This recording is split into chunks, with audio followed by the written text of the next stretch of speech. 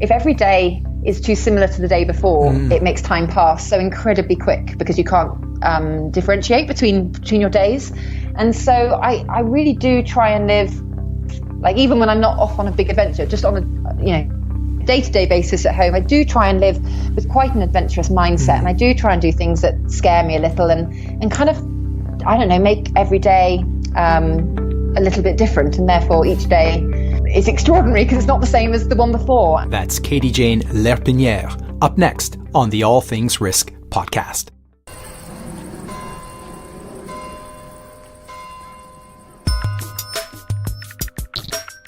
Welcome back to the All Things Risk podcast.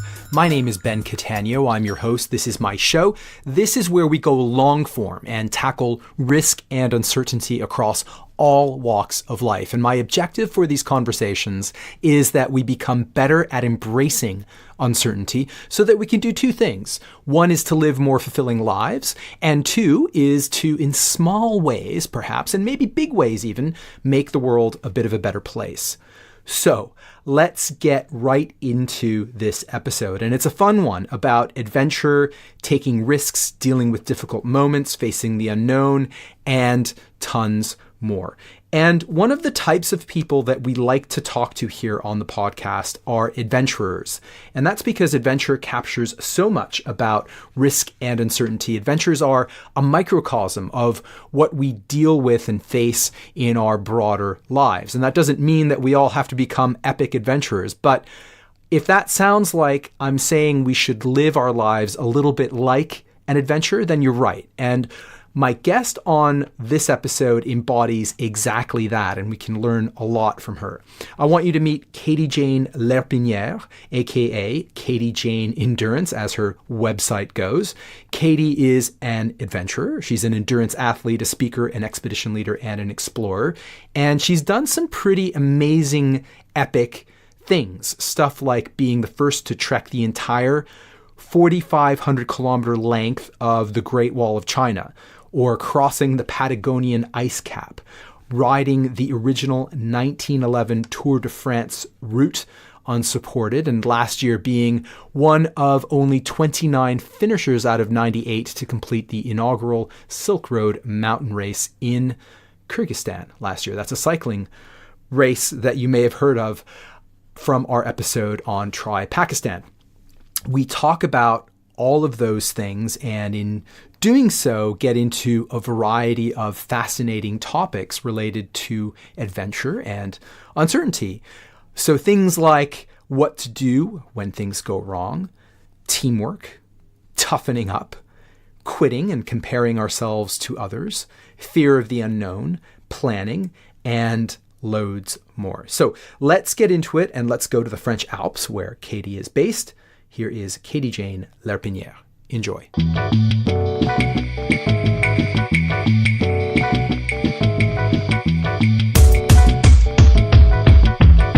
Katie, welcome to the All Things Risk podcast. This is going to be a lot of fun. Thank you so much for having me. It's a pleasure to be speaking to you. So you're talking to me from the French Alps, as we established, which I think in the first instance says that you do have your work-life balance sorted, at least to me. Yes. You're normally based there, I take it. The wind at the mountains and the sun is shining, and there's not a lot to complain about. Oh, God. Okay, great. Sounds idyllic. Fantastic. So I guess to kick things off, and this is the only real set question that I ask my guests, and that is when you get asked what it is that you do or who you are, how do you respond to that question?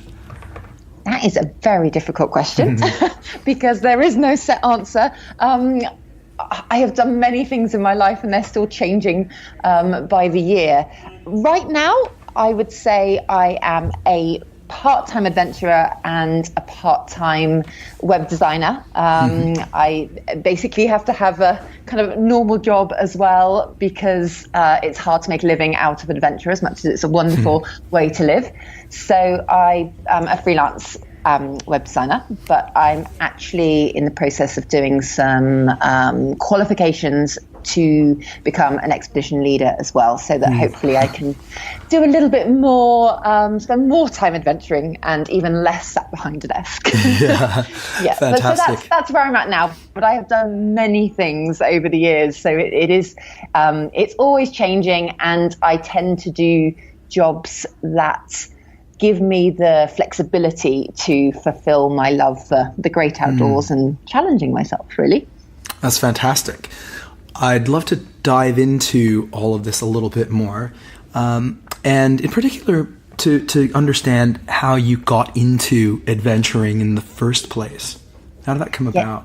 Yeah, that's quite a story in itself. So I had a pretty normal childhood, but it was a horsey one. I evented horses to a fairly high level, and that was pretty much my full-time life. And then I went to university, and after university I somehow kind of by chance found myself building a career as a model. I did fashion shows and photo shoots and body doubling in movie, and you were Cameron Diaz's body double in a movie, right? I was in Holiday, yes. Right. It sounds far more glamorous than it is. But, straight out of university, I was earning, good money in what was retrospectively a very kind of easy, fun, fairly glamorous thing. And yeah, I never expected to be doing it, and it just happened, and all was good. And I was kind of, my life back then was very much one of, false nails, 5-inch stilettos, and a lot of makeup on my face. And then I met a man. I was on holiday actually out here in the Alps, and then through family friends I met a French man called Tarka, who I can only describe on my first meeting as a really, really odd weirdo of a French man. I mean, to give you some idea of the man I met, lots of us were staying in this chalet in the Alps, and on a ski holiday, and he came down for breakfast fully dressed in kind of Arctic clothing, designed for -50, massive down jackets and stuff, and he had a skinny pair of polar skis under his arm, and somebody kind of, as you would, asked, "What are you doing?" And he very in a relaxed manner answered, "Oh, I'm just off to ski into a frozen lake to time myself to get out to make sure I can do it before hypothermia sets in." That was the kind of weird French man that he was. I passed him a couple of days later. He was skiing uphill, dragging his mother behind him, while I'm doing my best to ski downhill. So yeah, odd man. But 4 days into meeting him, he asked me if I wanted to walk to the North Pole with him, which was as you do, a great first date, not a chat-up line I've had before. So it was a bizarre set of events, and over time we obviously met on that holiday, and then he asked if he could come and see me because we'd got on quite well, and he didn't really have much money, so he cycled from the French Alps to my house in Devon, 1,400 kilometres, which I thought was dedication. So, so I heard him out and listened to him convincing me that I really wanted to go to the North Pole with him, and that this was a really good career move. And obviously at the time I was like, no, what on earth would I want to do that for? More to the point, how on earth could I do that? It was a world I knew nothing about. Other than I'd heard of Sir Ranulph Fiennes because he lived down in Devon near me, and I'd heard of tales of him, chopping off his own frostbitten fingers with a hacksaw in the garden, and I'd cried over breaking an acrylic nail. We're worlds apart here. How on earth could I do something like that? But Tarka had an incredible way of, he just believes that all of us are capable of so much more than we think, which I strongly believe now too, but at the time I had not been convinced of this.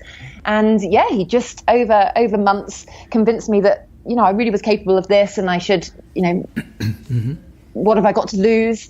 And so I finally agreed, but under the kind of condition that maybe I did something a little easier just to dip my toe in the waters of this new world adventure, and I suggested that maybe we could walk the Great Wall of China.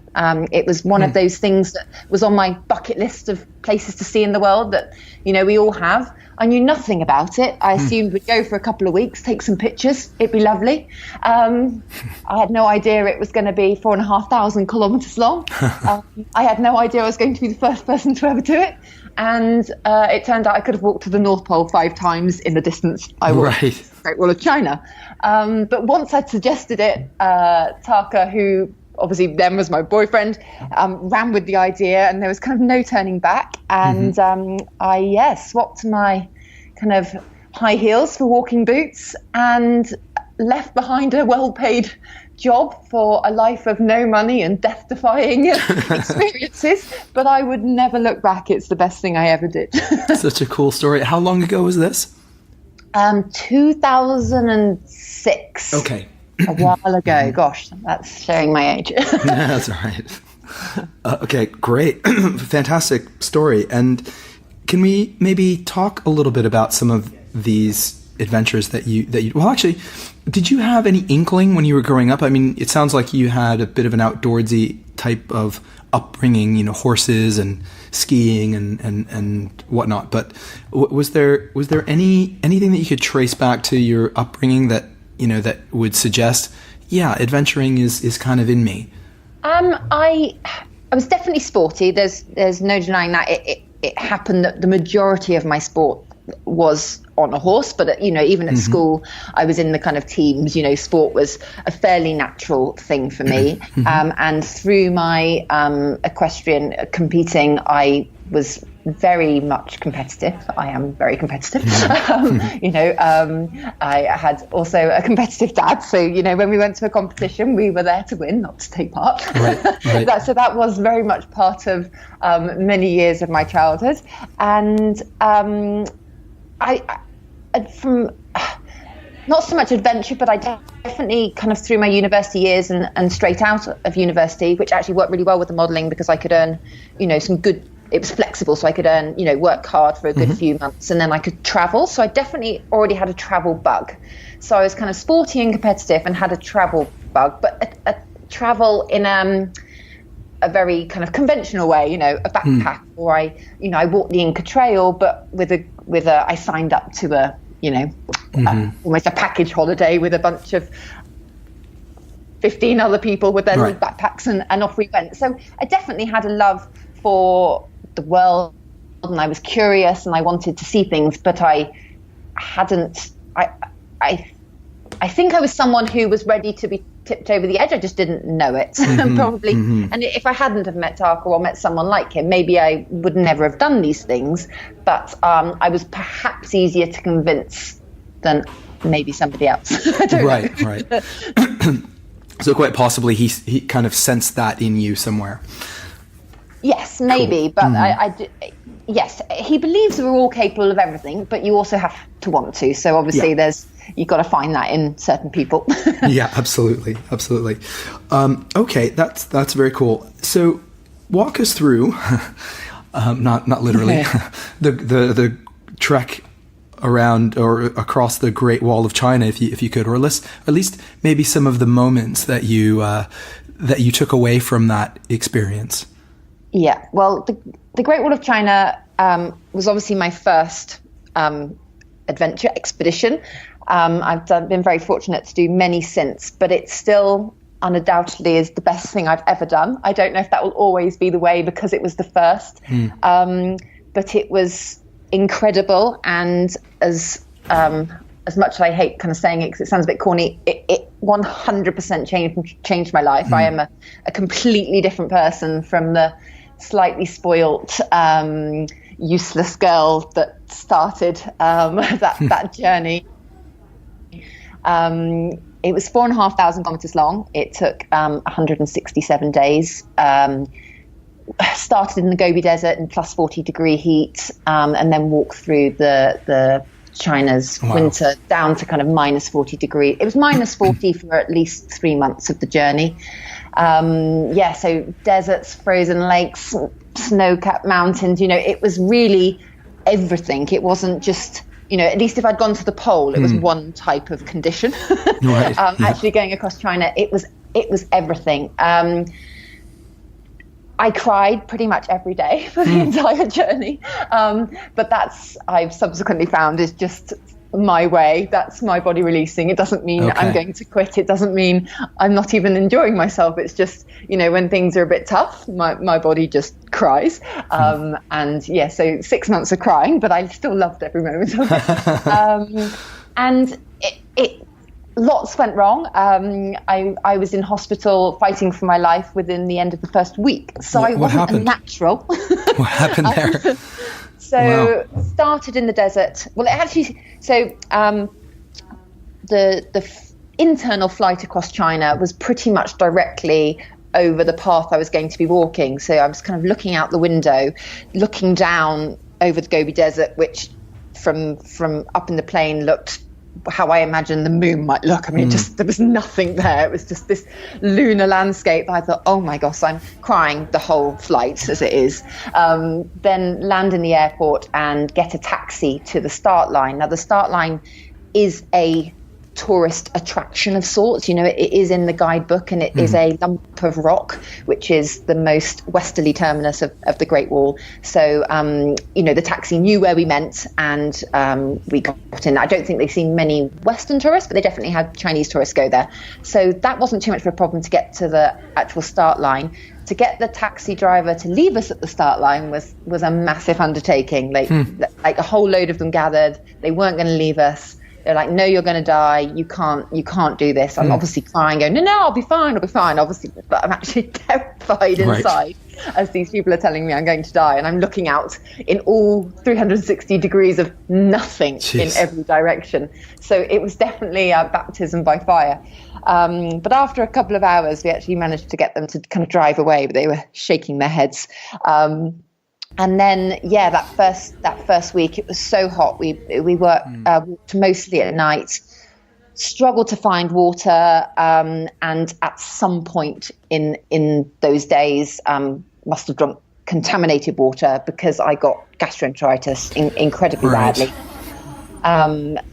You know how it starts, but how it kind of finished was I was unconscious. Taka had to kind of make a little makeshift camp for me, where he left me with a sat phone, and then he ran kind of just to where the map showed the nearest road. That took him many hours. The road was actually just a line of dirt in the desert. He waited there again for several hours. Eventually a bus came. He was kind of, jumping in the middle of the road, arms, waving to try and stop the bus, which actually could have just gone round him because there were no edges to the road. But it did stop. I'm 100% sure every single person on that bus had never ever seen a Westerner before. And there's this crazy man who couldn't speak Mandarin, who had to try and explain to the bus driver that he must head road to save this woman who's dying in the desert.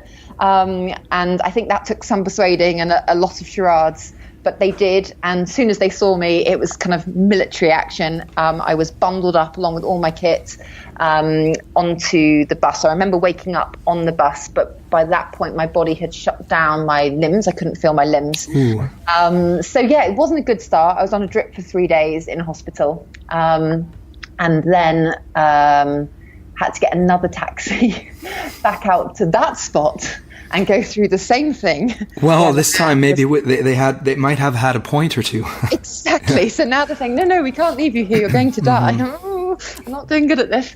So my poor mother had grayed considerably by this I'm sure already, and I'm only a week in. So there was a lot to learn, a lot for my body to get used to. But it did, you learn as you go. I did end up in hospital further down the line, again with compression of the spine. I actually lost an inch in height over the journey of the trip, the weight of my backpack. But, and there goes your modeling career. Exactly. no return. So there were, I went, a couple of times we went maybe 3 days without food. We crossed a lot of frozen lakes, which cracked and broke as we stepped on. It was filled with issues. We had the worst snowstorm China had ever seen in 50 years, about a week before our finish, which meant everything stopped. Everything was kind of stationary. Cars were completely covered in snow, but we had to kind of wade on. So yeah, it was filled with things that could potentially have made me not want to do this, but the people blew my mind. They are still the best people I've ever met anywhere in the world. Just the hospitality, how welcome we were. Although we went with tents to obviously wild camp every night, as it got colder and colder, when people did see us little homes, which were often just a one-roomed home, maybe with 3 generations living in it, and they live on this. It's called a coup. It's a concrete bed, but it's also the table. It's 2/3 of the room, and the cooker is next to it. And there's from the cooker there's a tube that goes into this kind of concrete bed and heats it, and they sit on it to eat, and then they lay out their blankets at night, and they just move along a little bit, and we'd lay down next to them, and 6 sardines all on this coup to sleep. Although in China most people are considerably shorter than us, so our legs always hanged off the edge, which was a little uncomfortable. We couldn't complain. Yes, we were fed and watered and looked after and taken in day after day. Just a wonderful hospitality, wonderful sights like I've never seen anywhere else in the world. And the food. Were there settlements all around, all throughout the length of the route, or were there times where you wouldn't have seen anyone for days? Only at the very beginning, when we were really kind of right in the heart of the Gobi Desert. We'd maybe go probably 3 days, maybe was the maximum of seeing nothing. And then the settlements were quite regular, but they were very remote. I mean, the language changed from village to village, not even, town to town. Some villages had never heard of the next village. I mean, they really, really were remote. I'd say 98% of the people we met on our way had never seen a Westerner. And, I'm 6 foot tall, blonde hair, I'm wearing a fuchsia pink suit from head to toe. And I just walked out of the desert. I mean, they just stared at you're us an alien. like we're aliens landing, and it really was that, not fear, but that look of complete bewilderment. And all we had to do was smile. And they would smile, and they'd rush over and they'd touch our hair and touch, particularly like Taka, they'd touch the hair on his arms because they don't have body hair. And yes, we were a little bit like zoo animals at times, but we had to not get annoyed with that, because obviously every village we were the first time they'd ever seen us, so we'd have to be patient. That's so interesting. Yes, but we only went through kind of towns where we could actually kind of buy supplies maybe every couple of weeks, but we did see people as it went on most days. Right. Okay. I'd like to talk a little bit about some of the difficult moments, because it sounds like you started the adventure with a very difficult moment, but along the way you had, as you mentioned, frozen lakes and freezing temperatures and whatever else, and it sounds like you kind of got maybe a little bit calloused in approaching a difficult moment.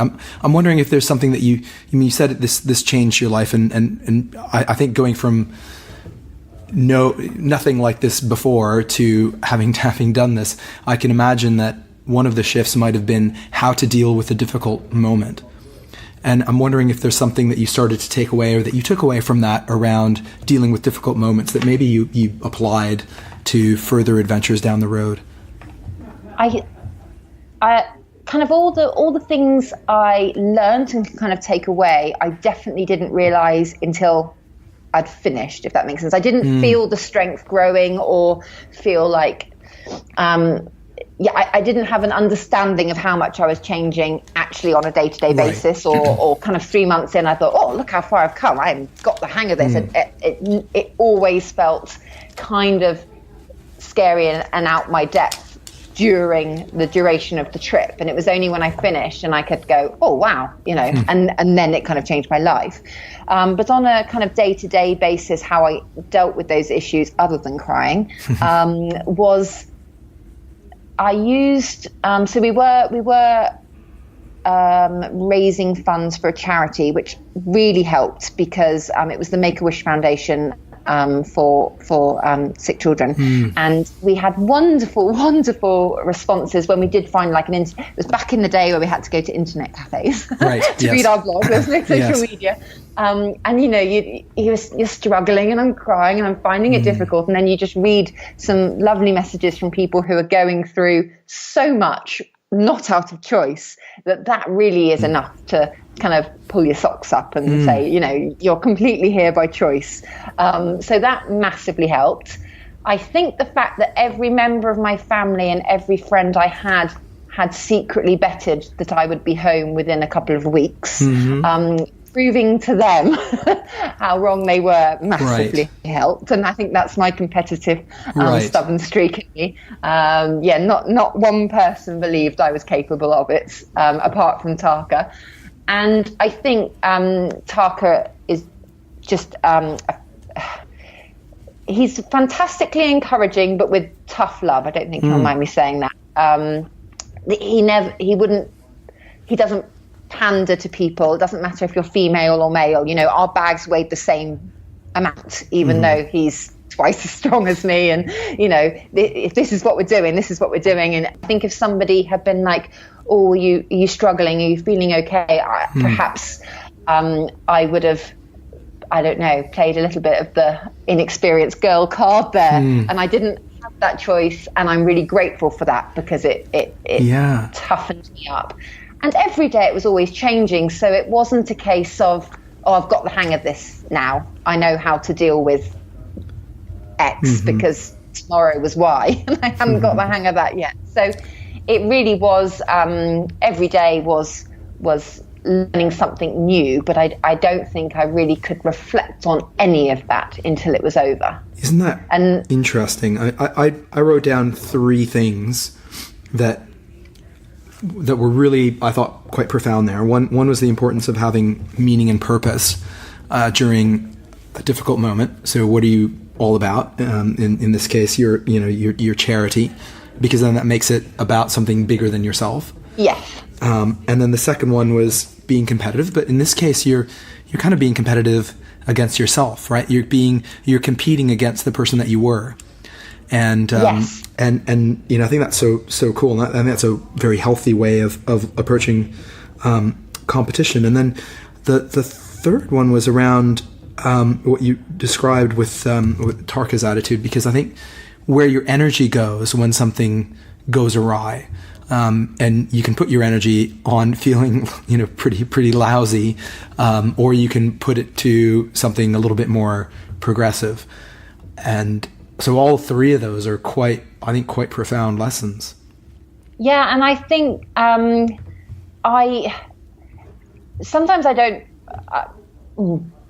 I sometimes think whether it was rubbed off on from Taka, or whether I've learned it from other people, or whether I just had particular skill sets, I have found quite quickly through adventure that I didn't know I had particular skill sets that work well with it. And I actually only notice it because I don't think of myself as I'm not particularly talented at anything. I'm not particularly experienced at anything because all my trips are so different. I'm like a beginner every time I start one. So it's not like I'm a mountaineer and I'm a very experienced mountaineer.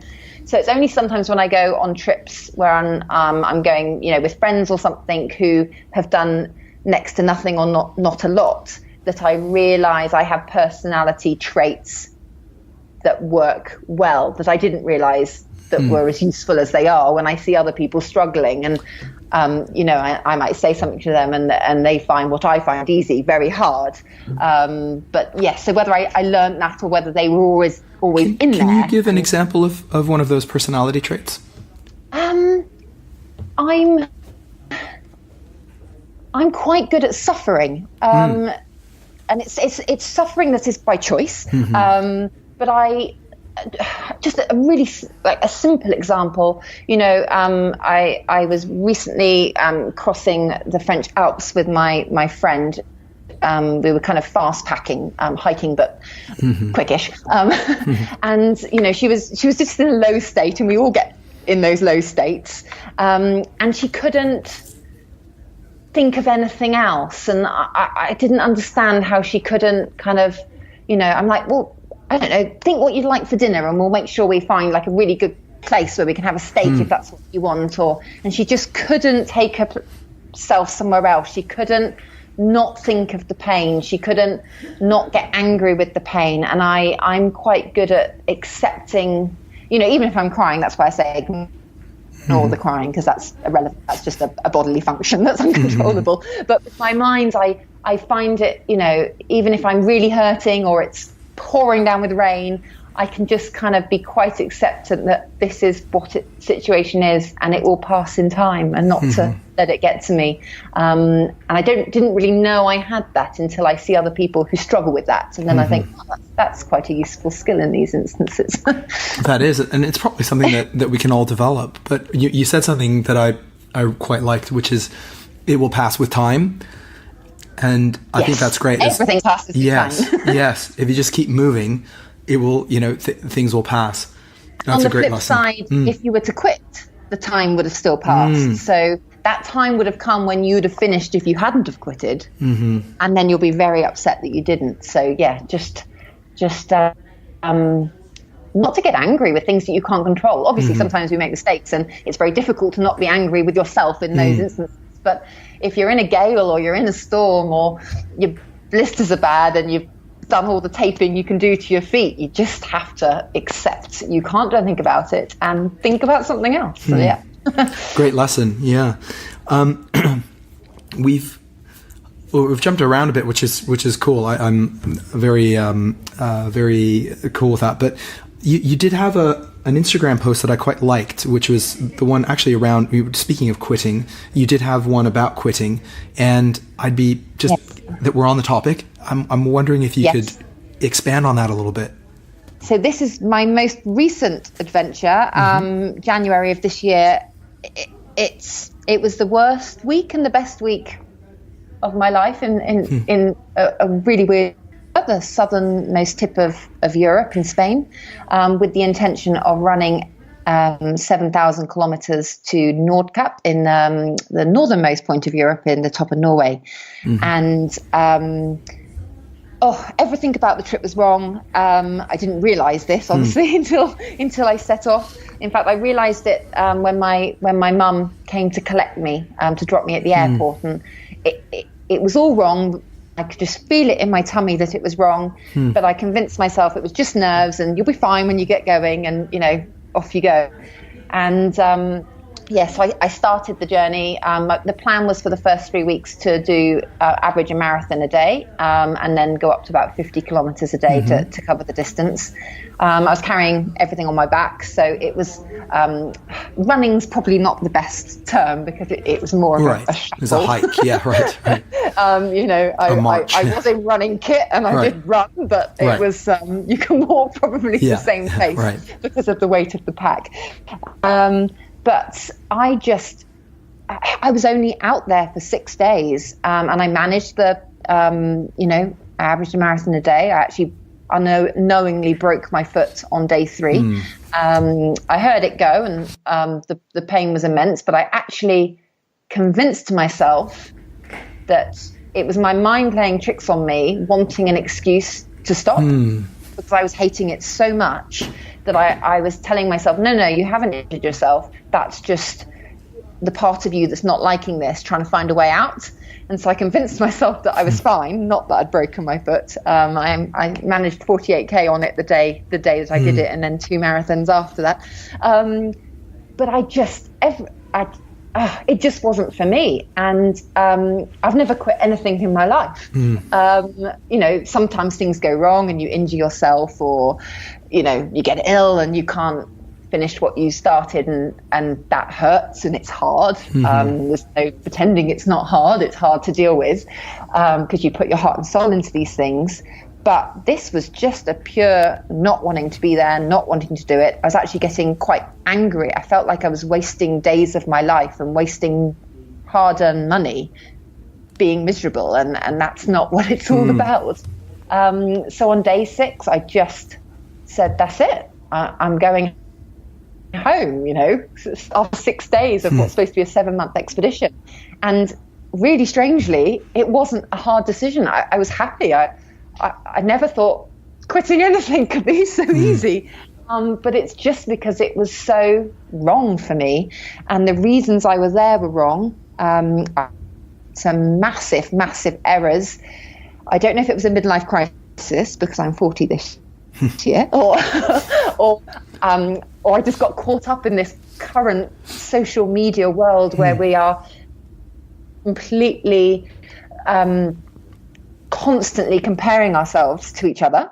But I think subconsciously, I kind of thought, years gone by, I was competitive on the horses. I did very well. I then went on to modeling, which is, quite cool. And then before I knew it, I was doing world first expeditions, and I was on TV couches talking about them, and guests on cooking programs, and speaking to big corporate companies around the world. And then I kind of thought, gosh, are my best days done?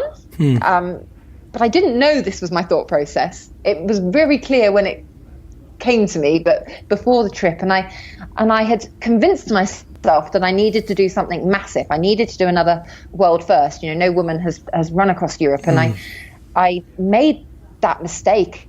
Now, it's so obvious when I look back at the things I have done that happen to be records or happen to be first. I didn't know that when I chose the trip. When I decided to go to the Great Wall of China, it's just because I really wanted to go to the Great Wall of China, and the record was completely a secondary thing, as where this was the wrong way round. I was running along the dual carriageway, hard shoulders of dual carriageway. I was passing daily kind of cafes with English fried breakfast on the menu, and not quite an adventure in the same sense. Yeah, and I'm all about being as far away from human beings as possible, and I love the element of looking after yourself on a primal level that you can only really get when you're in a really remote part of the world. And I was just running along what is lovely for a holiday, but the Costa Brava and things on the coast of Spain, and that just wasn't floating my boat. And I now realize how I just got sucked in by feeling like I had to, social media is wonderful and I love it, but every day I look at Instagram and I'm so inspired by all the incredible people doing incredible things, but you also think, oh gosh, do I need to be doing that? Do I need to be and no, I don't. But at that moment in time, I thought I did. And I am really, really happy I did that week, because it made me really realize that that's not what it's about. I never had an answer. That's not right. And I won't ever let that happen again. And I am very aware that comparison is the thief of joy, and I won't let that ever happen to me again. Yes, I think that's a very healthy realization, and I think there's also something in what you were describing about being sort of internally motivated versus externally motivated. So being motivated for something that's very close to you versus a vanity type of performance metric or something along those lines. Yes, and I think I am an externally motivated person, in the sense of I need, some people can just get up and train. It can be, the worst weather in the world, but they just go out there and do it. I'm not that person. I'm sitting on the sofa watching reality TV. I'm one of those awful people.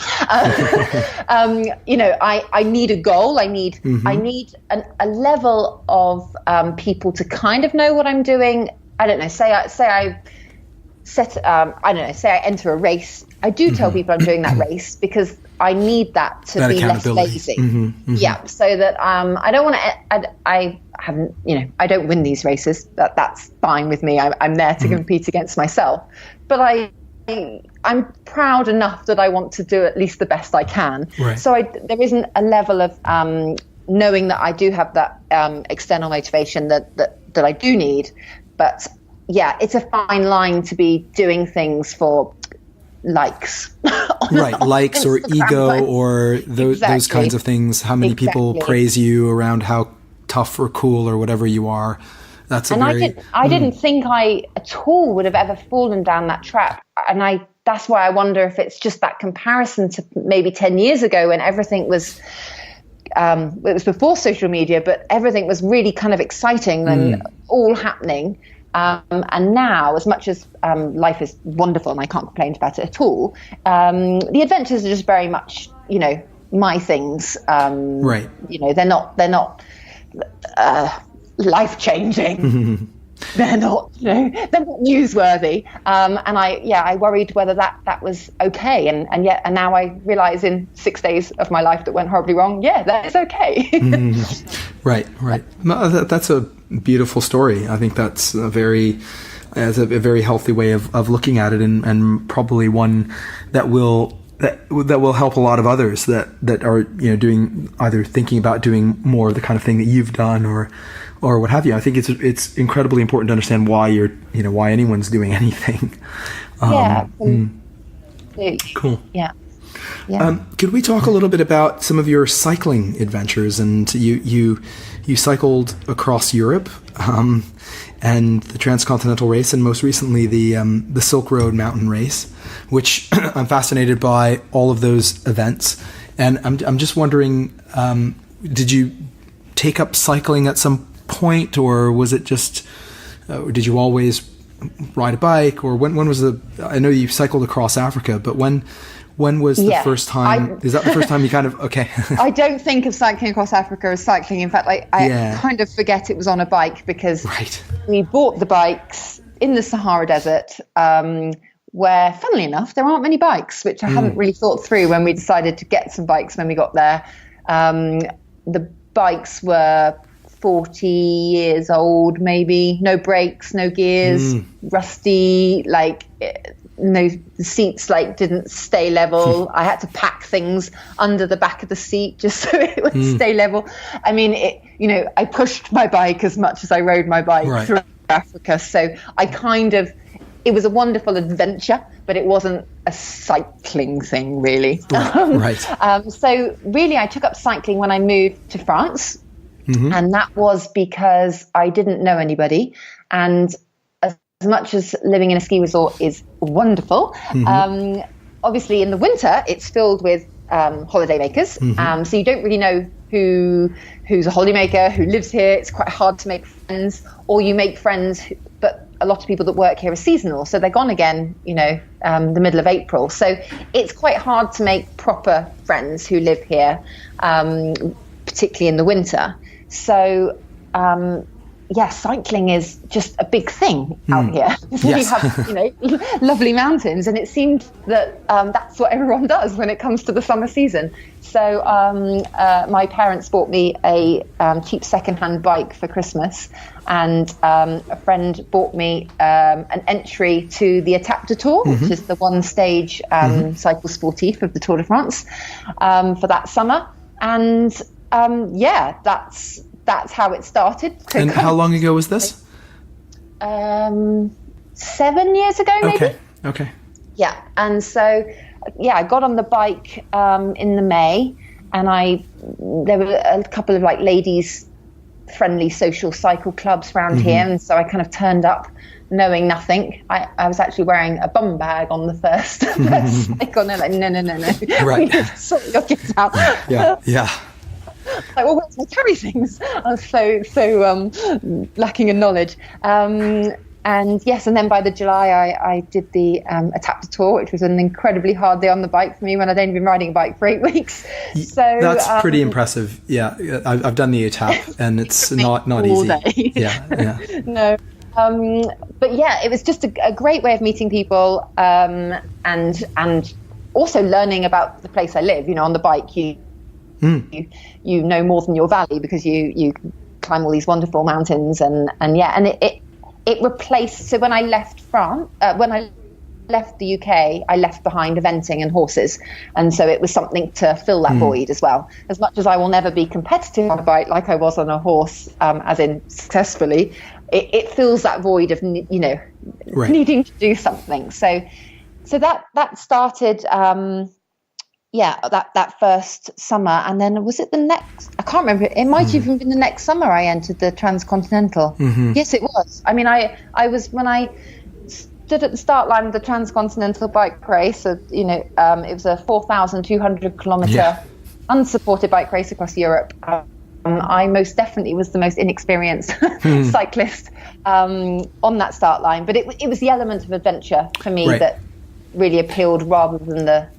And you said you hadn't met your cycling partner. That's correct. Right. So I entered as a pair because my parents thought it was the safest option. Thing to do, sure. So I entered as a pair, and then about 3 or 4 weeks before the start, my friend decided ultra cycling wasn't for and pulled out. Right. And I was happy to have a go on my own, but that was overruled. So I had to go about trying to find a somebody to do it with. And living in such a cycling mecca that I do, you'd think it'd be really easy to find someone. No one was remotely interested. The Transcontinental is a bit mental, I have to say. Well, I thought it sounded fun. But, but no one else agreed with me. So after all the things that you did, Facebook, and a friend of a friend who knew someone suggested it to this girl. We spoke once on Skype, and I met her at the start line, Jane. She's been racing her bike for 15 years. She's phenomenal on a bike. She's so strong. I mean, gosh, did she have to wait for me, poor girl. But I learned so much from riding with her that I was incredibly grateful that she ended up being my teammate, because her skill on the bike was incredible. Her skill on navigation and organisation and getting up on time and things like that were rubbish. So we had each had something to give to each other. Yeah, exactly. Yeah. But it was, well, you know the race. It's not a bike race. No. It's just a survival race of ailments that you're dealing with on a daily basis. Sleep deprivation was incredibly tough by the second week. I had cycle palsy really bad. My left hand was completely paralyzed, so I had to change gear with my right hand, which was also a bit dodgy. I couldn't, do up my clothes. I couldn't hold a knife and fork. There's lots of things like that. I had no skin at all on my nether regions from day 2.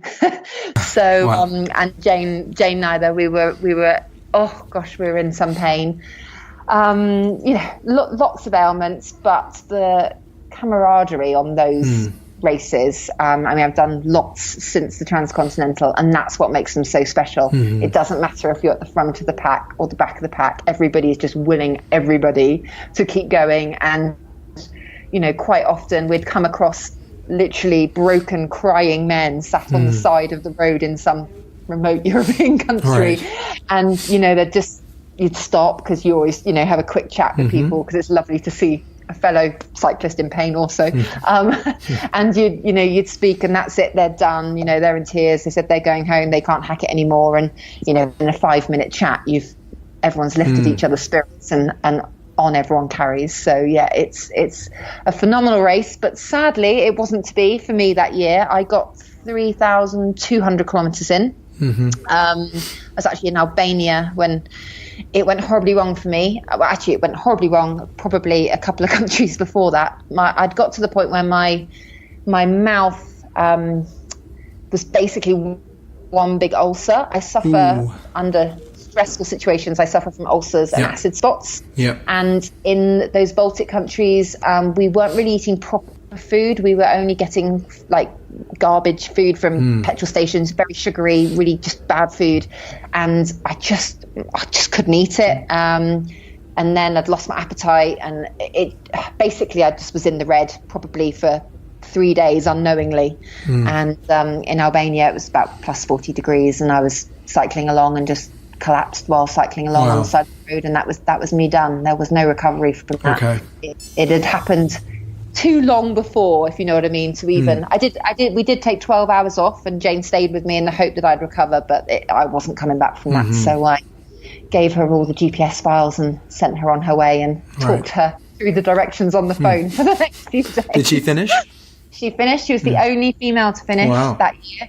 There were 10 females started out of 200 racers.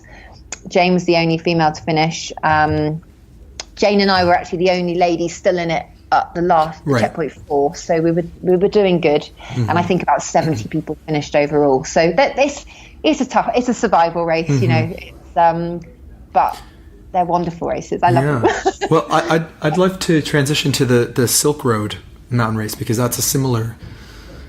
It sounds to me like a similar race. I'm not done either, but you know, it's where it's right. You have to be strong. Well, I don't know if you have to be strong on the bike, but you have to be. You know, you have to cycle, but you also have to be good at navigation, organization, recovery, nutrition. You know, repairing your bike, all of that good stuff. So what motivated you to take part in that one? The Silk Road Mountain Race was probably the best, if not nearly the best 2 weeks of my life ever. It was incredible. I loved it. Soon as I saw the race kind of pop up on social media, I didn't even give it a second thought. I entered immediately because it was somewhere remote, and that's my thing. I will never be a particularly good bike rider. I will never be fast. You know, I'm never going to win one of those kind of races. That's not the kind of bike rider I am. But what I can do is look after myself in remote parts of the world where weather conditions and things like that mean you need to be on your game. And so I just knew that was going to be somewhere that suited me. And I'd always wanted to go to Kyryzstan. I loved the nomadic culture.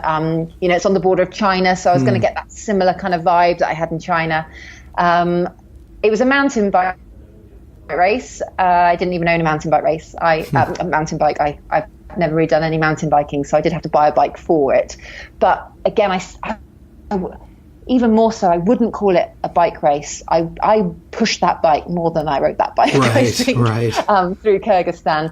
It was about just looking after yourself, and there were so few people that finished because nothing to do with their bike skills. They were just out of their depth in those mountains. You know, I'm very fortunate to live in the mountains. I know what the weather can do when you're at 4,000 meters in altitude, and how quickly it can change, and things which I think perhaps, you know, if you come from a city that's a whole world away, why would you know? So I think it surprised a few people, and I think a few people didn't finish because it kind of just psychologically got the better of them, not even physically. It was a wonderful race. I'm so jealous of all the people who are doing it this year. It was 1,700 kilometers long.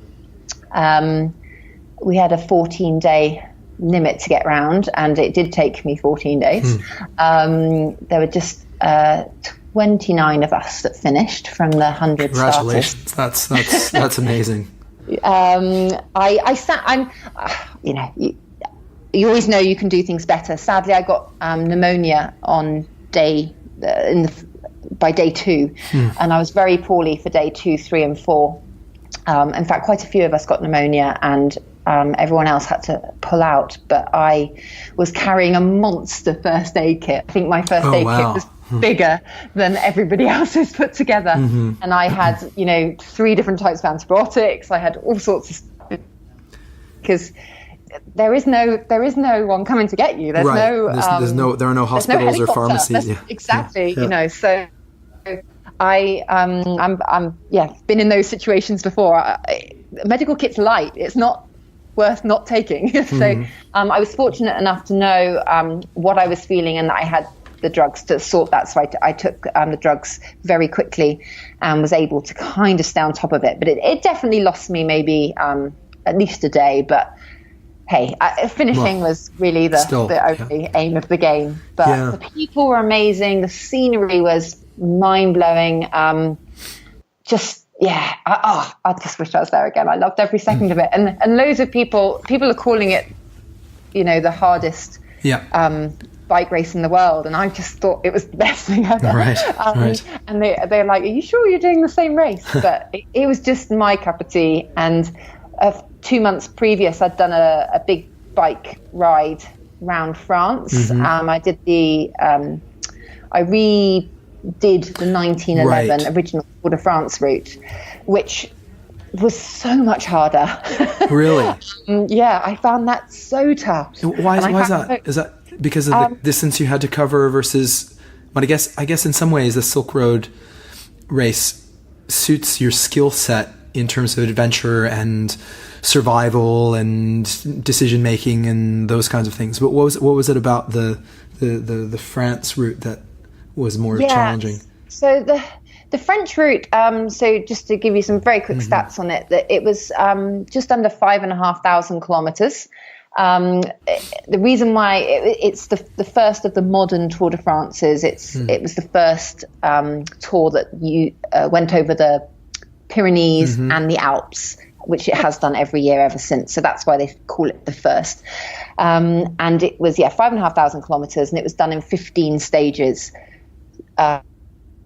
So the stages averaged 350 kilometers. The longest being 470 kilometers. So, and my plan was to ride each stage as a stage, as they did, no support. If I needed a 15-minute power nap on the side of the road, I took one, just as they did back then. And the cycling wasn't a problem, but within the 23 days, which was the reason why I chose 23 days to do it in, is because that's the time that the modern Tour de France take, albeit they do 2,000 kilometres less. Right, so double that. But just by the third week, the lack of sleep was unreal. I was basically getting about 6 hours sleep every 3 days. Wow. It's a bit complicated, but the way it worked meant our day was 1.5 of a normal day. So we knew we couldn't, like when you do the transcontinental, for example, you still have a 24-hour day and you sleep as much of that or as little as that as you choose. Generally, you might be on the bike 20 hours and then get a couple of hours sleep, and then you get on the bike and you do another 20 hours. And actually your body, it does get tired, and sleep deprivation is a problem, but it's a pattern that the body understands. As where when we're doing the Tour de France, it would sometimes take us 27 hours to finish a stage. Right. Then we'd have a little bit of a sleep, but by then it might be daytime. So the body doesn't like sleeping. So you'd have a very broken sleep, and then you'd get on the bike and do another maybe 28 hours on the bike. And it just meant it was kind of every 3 days before you got a nighttime slot of sleeping. Right. And then you might get a good 6 hours. And, 3 weeks into that, I was an absolute mess. I could not keep my eyes open when it got dark. I was just terrified of being on the bike. I was seeing triple of everything. I kept falling asleep. The amount of cars I nearly kind of, you split second, you fall asleep and the bike drifts off. And I was terrified I was gonna die all the time when it was night. And, I've been to some very wild places. I've been, to the Arctic Ocean. I've been to the Patagonian ice caps of Gobi Deserts. And, the most scared I've ever been about dying has been on the roads of my home countries. I found that a lot tougher. And I think on the road bike, doing those kind of races, I love my road bike, don't get me wrong, but it's hard to stay with it. Whereas when you're on the mountain bike in somewhere like Kyryzstan, I mean, every moment is wow, like the scenery is wow. Right. You have to concentrate on every stone when you're going down, you know, tricky tracks and things like that. So you're a lot more, your brain is a lot more alive, as where on the road bike, it's pretty monotonous at times. And that's really mentally tough to stay enjoying it and awake. Right. Yeah. I can see that. And for both of these things, you had a partner, right? Is that correct? Or yes. So both of these with my boyfriend Lee, and he is cycling is his thing. He loves cycling. He was cycling long before I was, but he was definitely a one-day sportif, cycle up hill as fast as you can kind of cycle rider. And I've introduced him to this new world. And he says he likes it. I hope he's not just doing. Yeah, it is a different world. Yeah, I mean, I can see the appeal of it, but I think it gets a little bit of, you know, it takes some getting used to, because it's like, well, we're going half-assed, you know. So how important in those cases is having a partner?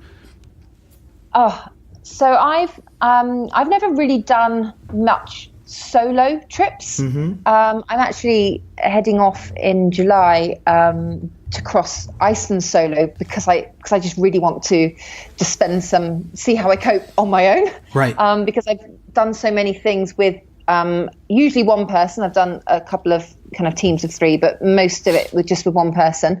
And as much as I'm really interested in doing solo, I think I will always love being with a teammate. I love having someone to share those stories with, you know, do you remember when? I love that aspect of it, but more importantly, you have someone to pick you up when you are low. And the body has an incredible, I don't know if there's any science behind it, but it 100% is definitely true that you will never both be having a low at the same time. Right. Yeah, I agree. On every trip I've ever done. Yeah. You know, we all have bad times, all of us, and the other person will always be doing all right, and they'll pick you up, and they'll, you know, and that will be vice versa. So, yeah, on my really low days, you know, on the Tour de France, Lee gave me a good talking to, told me to pull my socks up. And likewise, you know, there were days when he was just like, this isn't what riding your bike's about. I don't love riding my bike at the moment. And I'd be like, it'll be worth it when you've finished, I promise. You know, so yeah, I personally think riding with a teammate is great. But actually, if you look at the statistics, particularly on these ultra distance bike races, most teams don't finish. That's interesting. Most teams only, or one person finishes, and that's generally because they go as mates. I think being, you know, he's my partner, we know each other very well. I swear, if you decided to do it, you know, with a mate that's into cycling, you'll both have slightly different agendas. One of you probably had the idea and the other one went along with it when you signed up in the first place. So someone wants it a bit more. Yeah, you don't see many pairs finish these things, even though on paper you think as a pair you should be stronger. But it doesn't seem to work out that way. That's so interesting. But also I find there's usually... I tend to divvy out roles, and we stick to our roles, and you don't mess with each other's roles. That's way great. You can't love that. Yeah, because if you can make it a sort of, you know, you're a team, or you're an entity that's bigger than, you know, the sum of the both of you individually, I imagine that helps. Yes, and I think in Kyryzstan, particularly, it was great to have a team. Just some of the decisions. Well, I'm trying not to sound too overdramatic, but you know, some decisions in Kyryzstan where you stopped, where you slept, were big decisions, because if you got it wrong, you could be hypothermic very, very quickly. How did you make those decisions? For both Lee and I, they were very obvious decisions, but I think that's because you're familiar with mountains. Live in the mountains. Lee's a ski instructor. I've done lots of mountainous expeditions, so we understand the altitude, we understand the weather patterns and things. So it didn't feel difficult decisions. But I think for some other people who, there were people who were hypothermic on tops of mountains that were being collected and all sorts of things. Jeez. They perhaps didn't have that other person to just, I don't know, if you have a thought process, sometimes it's just nice to be able to speak it out loud and validate it. Yeah, I agree with that. Yeah, So I think that in Kyrgyzstan, it just gave you that reassurance that you made the right decision, or you were making the right decision. So, right, yeah. or it's just a sense check that are you absolutely. sure you want to do that? I think this is better. Yeah. Yeah, I can see that. Yeah. Physically, was there anything that you did specifically to well, I guess, I rode around France. So I guess that's, that was a key factor. But is it more of a mental adventuring type of challenge versus a physical challenge? What's the balance? Do you think? You said a lot of, very good cyclists just didn't complete it. Yeah, a lot of people on Kyrgyzstan, more than perhaps I've seen on Transcon and similar,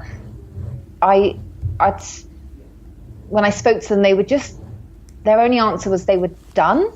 Right. On other races, sometimes, the bike breaks or you get an injury or whatever else. They just said they were just done, like emotionally, mentally broken. And I think a lot of that, this is just my assumption, is actually almost, fear might be a bit stronger word, but when you read the expedition pack, as it were, before you go, you're going into certain areas which are rightly kind of bigged up in all the text. So people are, I think, worrying about what's ahead more than they needed to, because, the unknown is nerve-wracking. That's, a natural instinct in us all. And so I think some people kind of just used up a lot of mental, physical exhaustion from what's coming.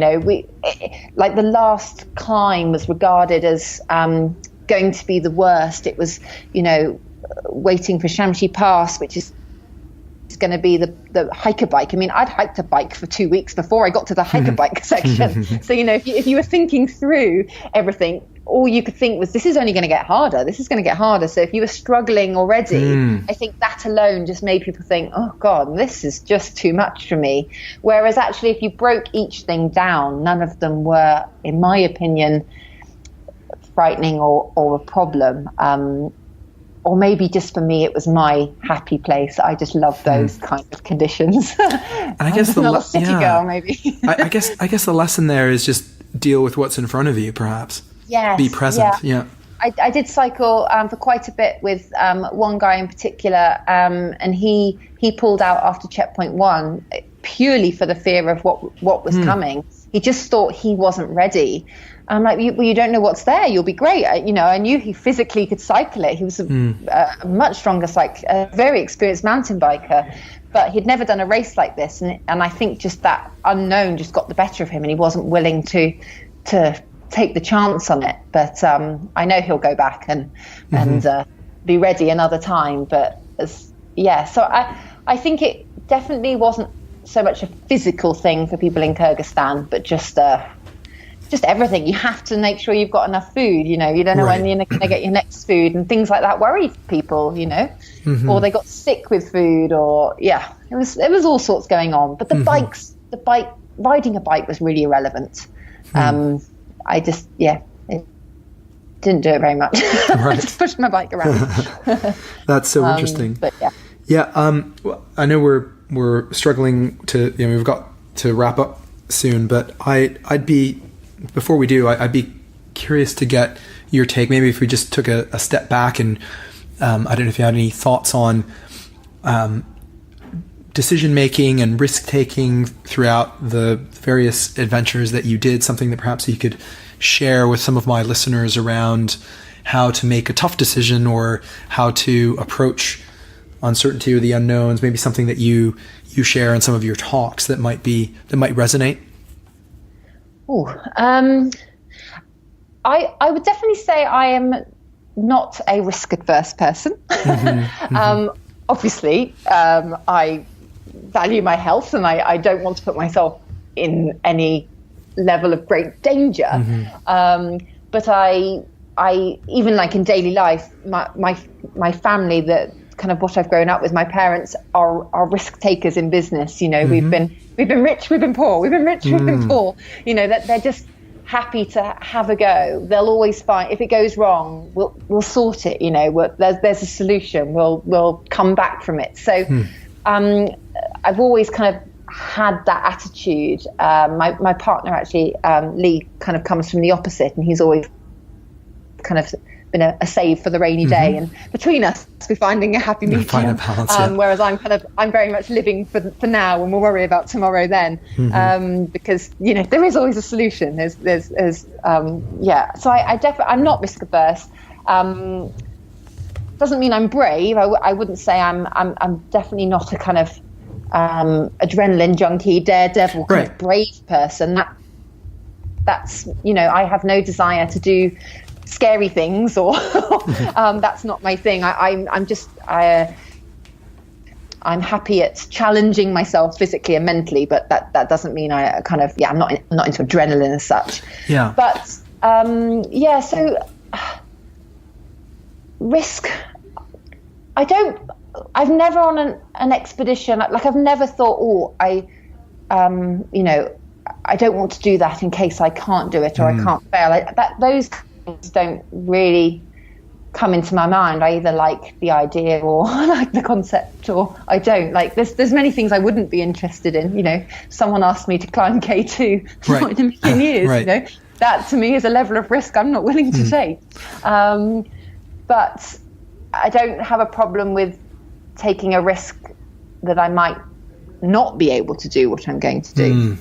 That level of risk doesn't bother me. And how much preparation do you say you tend to do ahead of all of these challenges? Do you have a? I don't know. So I love planning as much as I love doing the expeditions. That's so interesting. When you I organize other people's expeditions. Yes, I love it. I research, I can plan, I can play with maps and make notes and write Excel sheets and do GPS files till I'm blue in the face. Yes. I love it. And actually sometimes if it's a really big trip, which could seem quite scary, I plan it almost as if I'm not the person going. I just get sucked into the planning. So I am a planner. I wouldn't say I'm massively good at the training aspect. I do train, again, from that accountability. I just don't want to fail miserably. Sure. Right. But I'm not. I've never followed a training plan in my life. I'm not particularly dedicated. I take them as guidelines. I love. Yeah. Well, yeah. I've never even looked at one. Really. Right. Okay. Great. I literally, if I go out riding to be outside. With friends going up the new coal, it's very much, none of it's really training. I do sport because I like being outside. So on paper I'm very organized. Routes, things like that. Kit, I'm very good at weighing kit and finding the lightest kit there is out there to purchase, and making sure I've really really researched the best kit for the job. But from a training aspect, I could do better. Right. Well, what I found fascinating with your response there is how much you talked about, well, I love planning. And I'm just reminded, you've seen Free Solo, I take it, or maybe you haven't. I haven't yet. Oh, wow. On the to-do list. Okay. So at the risk of a spoiler alert, Alex Honnold, he declares that he's not an adrenaline junkie, just like you, and he does so much planning as well, and that's fascinating to me. That with that planning is a key component of doing the types of things that you've done. Yeah. Well, my ex-husband, before I met him, used to base jump a lot and skydive, and I can't remember exactly the words he put it, but we kind of, I associate people that base jump as real kind of woohoo adrenaline junkies, like living for the moment, don't really care if they live or die. And he's like, gosh, it is it actually, with the base jumping, it's so the opposite. They're so calculated. Everything is to the precision moment, because it can go horribly wrong. The stakes are so high. Yes, and everything was very mathematically done, and it was, very, very planned. But in my head, it was just these crazy people that just kind of jumped without even, it's almost as if they weren't thinking it through. But it turned out to be very much the opposite. But yeah, no, I think if you don't plan, you've got a higher chance of not coming out the other way. So I'll keep planning. Fantastic. We've covered a lot of ground, and I know we're probably running out of time, but was there anything that we didn't get a chance to cover that you wanted to mention? No, nothing specific. I mean, I've been to all sorts of places and have all sorts of stories, but they're all long in their own right. So we probably shouldn't start anymore, or we'll never stop. I feel like we could go for hours and hours, but I think we do need to wrap it up. But this has been fascinating. This has been a wonderful chat. Before we go, where can my listeners learn more about you and find you on social media and all of that good stuff? Yep. So I have a website, which is katiejaneendurance.com, and I have blogs and lots of information about my trips, and it's something that I'd really like to do more. I'd like to do more kind of kit reviews and things like that, but never seem to find the time. But it's definitely on the to-do list. And I do quite a lot on. I enjoy Instagram. It's got many benefits and many negatives, but I do enjoy Instagram. And I'm Katie Jane Endurance on there as well. But yeah, they're really the two places you can find me. And that's me, really. That's fantastic. Katie, this was a lot of fun. This was great. So I just wanted to thank you for taking the time to chat. Not at all. Thank you very much for having me. And sorry, I hope I didn't go off on too many random tangents. I love it. We live in a society characterized by, social media, lots of snippets and short bursts of content, and I think we've lost a little bit as a society the art of conversation and long form discussions, and so many wonderful things come out just by wandering around a little bit. And I think that's great. Absolutely. But sadly, almost every trip is almost its own, its own story in its own right. So it's quite hard to be concise and get some of the information across, because every trip is so different, and every trip I've learned something completely different about the world, the people, myself. I can understand. Yeah. Despite having 5 years of studying at university, I've definitely learned a whole lot more about myself and the world from doing adventure than I did studying. So, yeah. Well, I suppose maybe before we go, I think that's a great lesson for everyone to be a little bit more adventurous, even in small ways with different things. Because you're right. I think we all learn a little bit more when we embrace uncertainty. I believe so. And I have, I don't know if it's me, but I have a real problem with routine. Not all routine, because sometimes on an expedition, there has to be an element of routine. But I just think sometimes if every day is too similar to the day before, it makes time pass so incredibly quick, because you can't differentiate between your days. And so I really do try and live, like, even when I'm not off on a big adventure, just on a, day-to-day basis at home, I do try and live with quite an adventurous mindset, and I do try and do things that scare me a little, and kind of, I don't know, make every day a little bit different, and therefore each day is extraordinary because it's not the same as the one before. And I'm really an advocate of that, whether that's outside your doorstep, or it doesn't have to be the other side of the world, nearly dying on some ice cap somewhere. But I just think it's very easy to go and 1 week be the same to the week before. And before you know it, you go, oh, how have we got to the end of the year?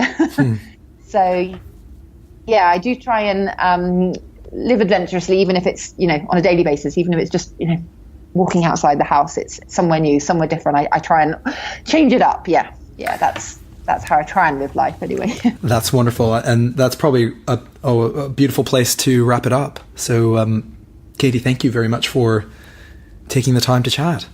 Not at all. Thank you so much for having me. It's been a pleasure. Absolute pleasure on our end. Thanks. All right. I hope you enjoyed that. As usual, check out the show notes to learn more about Katie, her adventures, and her work.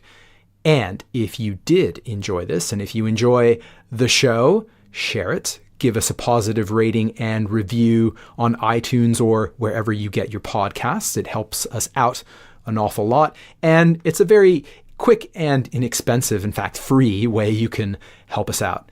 That is all for now. We'll be back in 2 weeks. Until then, and as always, don't forget, risk is life.